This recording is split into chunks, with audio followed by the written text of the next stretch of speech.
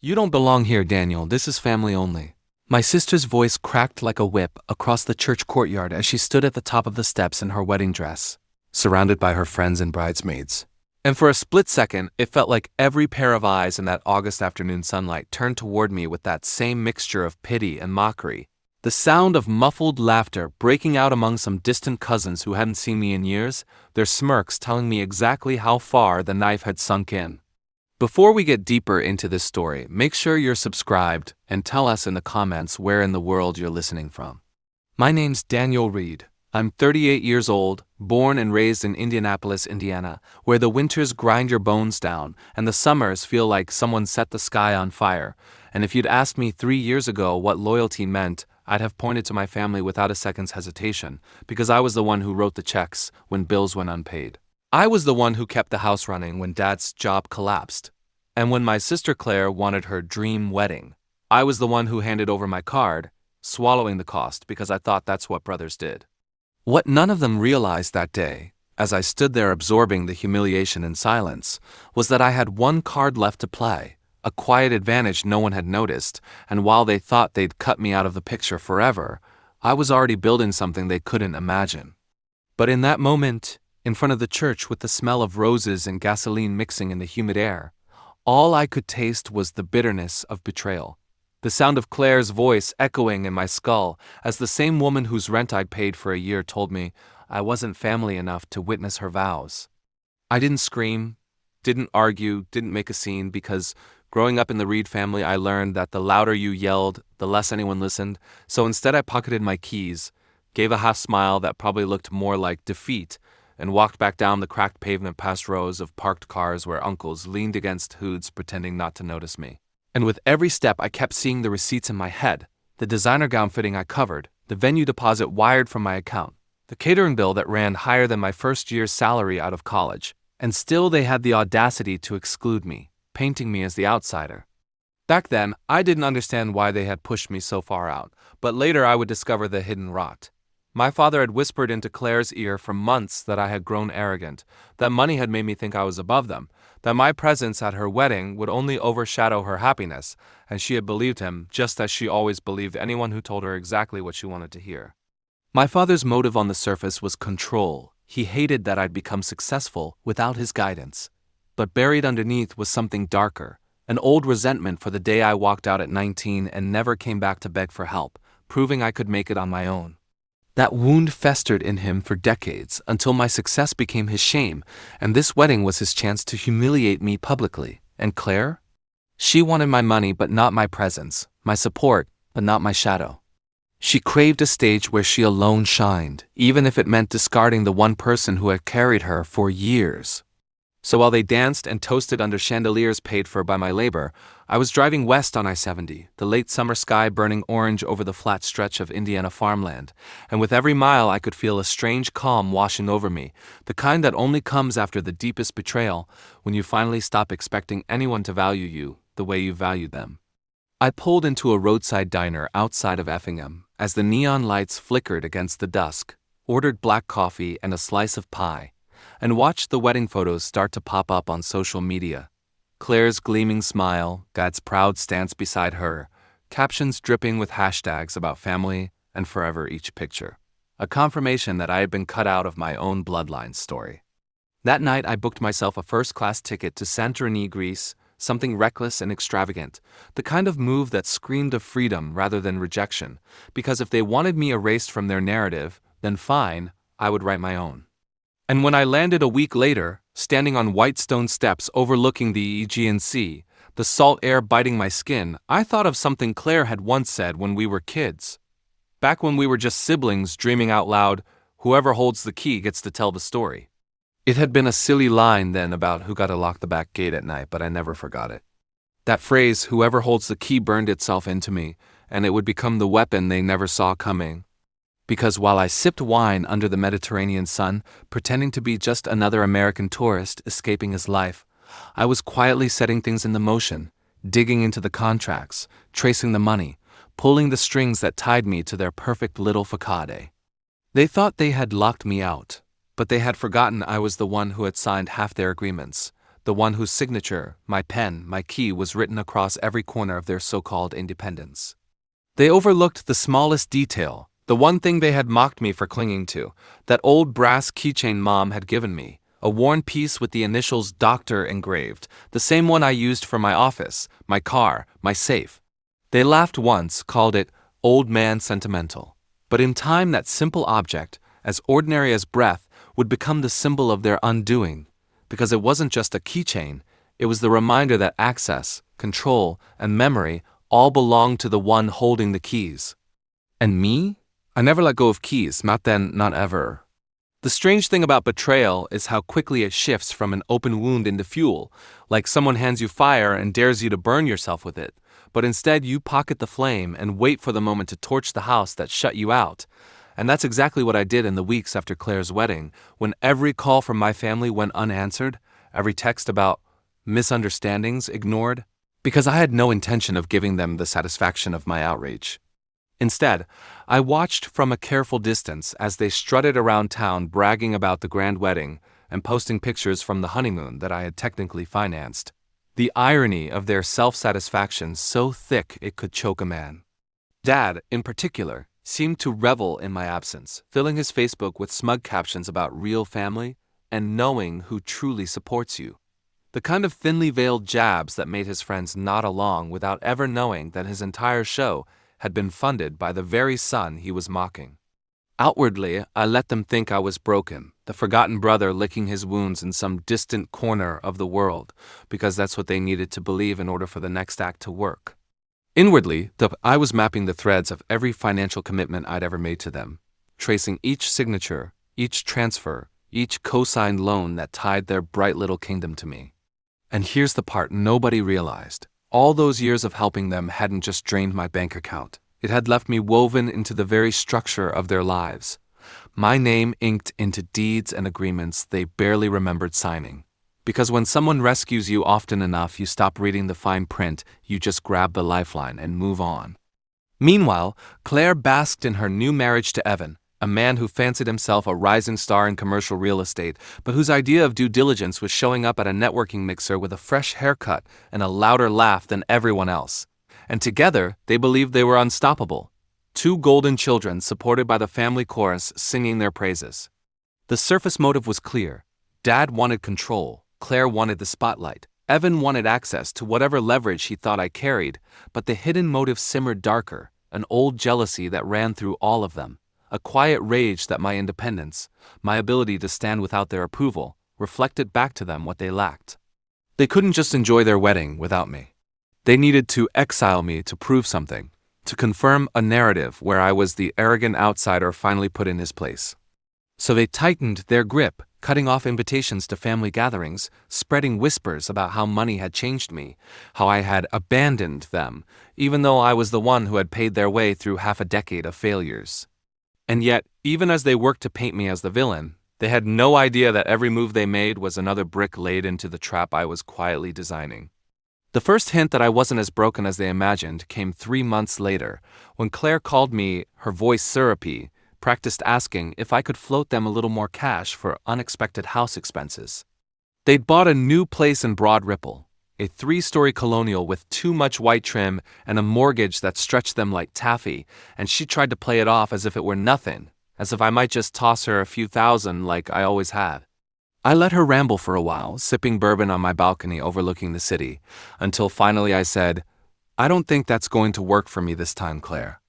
The silence on the other end was thick enough to hear her swallow, and for the first time I sensed the tremor of panic beneath her confidence. It was a small win.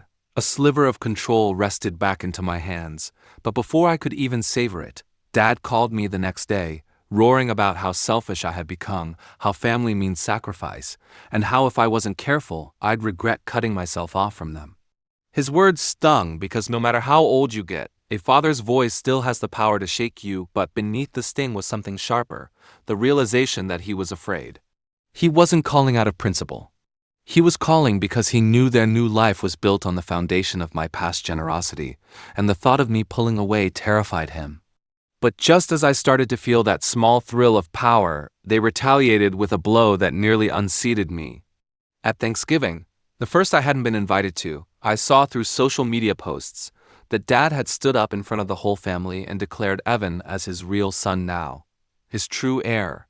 Words chosen with surgical cruelty, designed to erase me not just from a wedding but from the bloodline itself. Cousins messaged me, half apologetic, telling me they thought it was wrong but they didn't want to get involved, and the shame cut deep because even from a distance, my father had managed to turn me into a ghost. For a few nights after that, I drank too much, stared at the ceiling, and wondered if maybe they were right. Maybe I had built my entire life on trying to earn a love that was never meant for me. But then, in the cold clarity of a December morning, I remembered the keychain, those brass initials glinting under the weak winter sun, and I knew this wasn't over. I began preparing in earnest then, poring over files, calling in favors, setting quiet meetings with attorneys who didn't ask too many questions. Because while my family paraded around with their new son-in-law and their declarations of loyalty, they had forgotten that paper remembers what people choose to forget. Deeds, contracts, guarantor agreements, my name was everywhere, a silent witness to every deal they thought they had secured, and one by one I began to gather the threads, pulling them tighter until the noose started to form. Outwardly, I let them think they had won, that I was nothing more than a ghost haunting the edges of their celebrations, but inwardly I was building a machine, a quiet inevitability.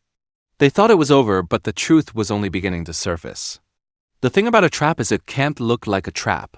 It has to look like an opportunity, a gift, even a victory, and so while the snow melted into slush along the cracked sidewalks of Indianapolis that January, I began moving my pieces quietly, never letting them see the board I was playing on, because to them I was still the bitter brother sulking in silence. But in truth I had already drawn a circle around their entire world and was watching them scramble inside it. The ticking clock revealed itself when Claire announced a grand housewarming and renewal party set for May, a spectacle she wanted to host in that Broad Ripple Colonial, where Dad could stand tall, Evan could preen about his supposed deals, and everyone in the family could marvel at how perfectly life had rewarded them. And as soon as I saw the invite forwarded to me by a distant cousin, I knew that would be the night. That party would be my deadline, my stage, my curtain rise, and everything I did between then and now was preparation for that one moment where truth and memory would finally collide. It was poetic, really. The very house they had begged me to help secure was now the beating heart of my plan, because tucked deep in the closing documents was my name, my guarantee, my quiet key that could either uphold or unravel the entire deal. And while they spent money they didn't have on new furniture and catered tastings, I was meeting with bankers and lawyers, tightening clauses, reshaping terms, all with the calm precision of a surgeon preparing for an inevitable cut. And yet the brilliance of it all was that they kept coming to me, unknowingly feeding the machine I was building, because Evan, desperate to impress investors he barely understood, reached out to me under the guise of burying the hatchet, inviting me to lunch at a downtown steakhouse where the smell of charred ribeye and the clink of bourbon glasses framed his attempt at charm. "Look, man," he said, leaning back with the false confidence of someone rehearsing in a mirror, "whatever happened with the wedding, it's in the past. Family's family, right? And I think we could really do something together, real estate-wise. You've got the liquidity, I've got the vision. We could own half this city." I smiled, pretended to consider, let him spin fantasies of glass towers and endless profits, all while noting every careless detail he let slip. The over-leveraged properties, the debts piling higher than his lies, the desperate need for validation hidden beneath the swagger. What he didn't know was that I had already secured quiet partnerships with two of his creditors, men who had no loyalty to him, but plenty of interest in my resources, and with a few signatures I redirected their allegiance. Evan thought he was reeling me into his world. In truth, he was walking deeper into mine. Claire, too, tried to soften me during those months, sending photos of her dream home upgrades, asking my opinion on paint colors or furniture styles, little manipulations meant to rekindle a brotherly bond she had already burned to ash, and each time I replied with vague encouragement, never committing, never pushing back because indifference was my disguise.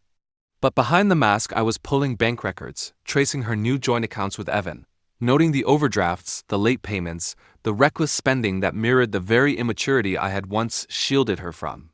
I almost pitied her, almost because I could see the trap tightening around her neck, and she didn't even notice, too busy twirling in her expensive dresses and posting captions about blessings and love. But pity only carried me so far. What carried me further was memory. The replay of her words on that church step, "You don't belong here," echoing like a gunshot in my mind, a reminder that this wasn't about money alone. It was about erasure, about a family so blinded by envy they had chosen to humiliate the one person who had kept them afloat. The weeks bled into spring, the city thawed, and every detail of the coming party solidified my resolve. I drove past the broad Ripple house once, parking down the street where the dogwoods bloomed white and fragile, and from my car I watched movers carrying crates of wine, chandeliers, and brand new furniture that I knew they couldn't afford. My chest tightening not with anger but with anticipation, because I knew every box carried them closer to the moment they thought was triumph, but would become ruin. And I'll admit there were nights when doubt gnawed at me, when I wondered if revenge was worth the weight it placed on your heart, if maybe disappearing altogether was the cleaner path. But then Dad posted again some smug diatribe about how true strength comes from lifting up the children who deserve it, alongside a photo of himself and Evan holding beers in the new backyard, and the doubt evaporated like steam. No, this wasn't just worth it. It was necessary, so I staged my final moves with precision. A quiet meeting with the bank where I held co-signing power, a subtle adjustment to the loan terms that would trigger immediate collection if default was proven. A conversation with one of Evan's investors, where I accidentally let slip a few inconsistencies that sent him digging into the fragile empire Evan pretended to build. A check with the county clerk to ensure the housewarming date aligned with the legal notifications I had set in motion. Each step was a thread, invisible on its own but together, forming the rope they would hang themselves with, and by April, the noose was almost complete. The only thing left was the symbol, the quiet object no one had taken seriously. The keychain. I had it polished, the brass initials gleaming again, and I carried it in my pocket everywhere, its weight a reminder of control, of memory, of the fact that whoever holds the key tells the story. And they had forgotten that lesson. When May finally arrived and the invitations buzzed across family group chats, I wasn't on the list, of course, but I didn't need to be. I already had my way in. The night of the party, I parked 2 blocks away, suit pressed, shoes shining, keychain heavy in my hand, and walked through the humid Indiana twilight toward the glow of their rented lights spilling across the lawn. Laughter floated down the street, glasses clinked, and from the outside it looked perfect. Exactly the tableau Claire had always craved. Dad in his suit, Evan boasting in circles, Claire glowing under the attention. They thought this was their coronation. What they didn't realize was that the clock had already struck 0. I could almost taste the metallic tang of the moment to come, the silence that would cut through all that laughter when truth finally entered the room. Back then, I didn't realize the one detail they overlooked would be their undoing. When I stepped onto the edge of their glowing lawn that night, the air thick with the smell of grilled steak and spring lilacs, nobody noticed me at first. And that was perfect, because invisibility is a kind of power, a vantage point where you see everything they don't. I watched Dad clink his glass against Evan's, heard Claire's voice floating proudly above the chatter as she boasted about marble countertops and Italian faucets, every sentence dripping with the arrogance of someone who believed the stage was hers alone. And for a moment I let it wash over me. The performance, the smugness, the way people leaned in to flatter them, all unaware of the hollow foundation beneath their polished shoes. Then, as if fate enjoyed symmetry, one of the cousins spotted me at the edge of the crowd and called out too loudly, Well, look who decided to show his face!" And heads turned, a ripple moving through the party until Claire's smile froze and Dad's jaw tightened, and suddenly it was just like the church steps again me against the circle of my own blood. But this time I didn't shrink, I didn't swallow my pride. I walked straight through their stairs, the keychain warm in my pocket, and when I reached the patio where Evan stood holding court, I pulled a folded document from my jacket and set it on the table beside the charcuterie board, my voice steady as I said, "You should probably read this before you pour another drink." The laughter faltered, conversations hushed, and Evan, trying to laugh it off, picked up the papers with a swagger that evaporated as quickly as his color when his eyes scanned the header, Notice of Foreclosure Proceedings. The silence that followed was electric, the kind that hums through your skin like static before a storm. And for a moment no one understood what they were looking at, but I did, and the banker standing near the edge of the crowd, whom I had invited with a quiet phone call, did too, because he stepped forward to confirm what the document already said. The Reed family's proud new colonial was about to be seized, thanks to months of unpaid debts and a triggered clause on the co-signed loan. Claire gasped, her hand flying to her mouth, while Dad sputtered, his face turning the color of rusted brick as he tried to bluster about mistakes and misunderstandings. But Evan was the one who broke first, slamming the paper down and rounding on me with fury in his eyes, shouting, "You set this up! You planned this!" As though it were an accusation rather than a confession. And I smiled, calm as the spring breeze rustling the trees overhead, and said, "Of course I did. You built your kingdom on my name, my signature, my generosity, and you thought you could shut me out without consequence. Whoever holds the key gets to tell the story, remember?" At that, I pulled the brass keychain from my pocket and held it up so the initials gleamed in the patio lights. The same keychain Claire had once mocked, the one nobody had ever taken seriously. The symbolism landed like a hammer, because even if they didn't grasp every detail of the trap, they understood in that moment that I had always held the access, always been the one who kept the locks turning. The first twist came quickly. Claire turned on Evan before my eyes, shrieking that he had promised her security, that he had sworn I was nothing but a bitter shadow, and as guests began whispering and filming on their phones, the perfect couple's facade cracked open for everyone to see. Dad tried to rally, barking that family business should stay private, but it was too late. The investors Evan had been trying to impress had already slipped away, murmuring about due diligence and liability, and the banker delivered the final blow by handing Claire an envelope confirming immediate default proceedings. Their humiliation was complete in that moment, the empire they had flaunted collapsing in front of the very audience they had gathered to admire them. But I wasn't finished, not yet. Because the real revenge wasn't just the foreclosure, it was what came next. I leaned in, lowered my voice so only Dad, Claire, and Evan could hear, though I knew the crowd was watching every flicker of our faces, and said, "Do you want to know the real reason I never fought for a seat at your wedding? Because I didn't need to. I already had my seat at the table you were building, and I knew exactly when to flip it over." Then I pulled out the second document, a copy of a transfer clause Evan had overlooked in one of his desperate deals, a clause that, thanks to my quiet work with his creditors, handed ownership of his only profitable property portfolio directly into my hands. "You didn't just lose your house tonight," I whispered. "You lost the last foundation under your feet. Everything you thought was yours is now mine." Watching Evan's face crumble, watching Claire's realization that she had tied her future to a man who had just handed me the keys to his fortune, was more satisfying than any applause could ever be. That was the second twist. Not only were they ruined, but their ruin had been scripted by the very person they tried to erase. The crowd began to disperse after that, murmurs spreading like wildfire, phones buzzing with the speed of gossip, and I didn't need to stay any longer. I slipped the keychain back into my pocket, turned, and walked away into the Indiana night, the sounds of their unraveling echoing behind me. The poetic justice of it all was simple. The keychain, once mocked, had become the emblem of their downfall. The reminder that access, trust, and loyalty can't be stolen. They can only be given, and I had taken mine back with interest. For the first time in years I felt light, not because I had destroyed them, but because I had finally freed myself from their shadow, from the constant need to prove my place at a table they had already set against me.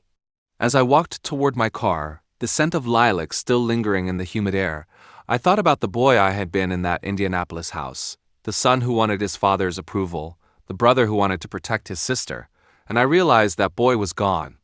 What remained was a man who understood the truth. Family isn't who you sacrifice for, it's who stands beside you when you have nothing left to give. And when I slid into the driver's seat, the leather warm against my back, I finally let out a laugh, quiet, steady, and free. They had thought they'd written me out of their story, but in the end, it was me who closed the book. If you enjoyed this story, please give a thumbs up to the video and consider subscribing to the channel for more powerful true life stories.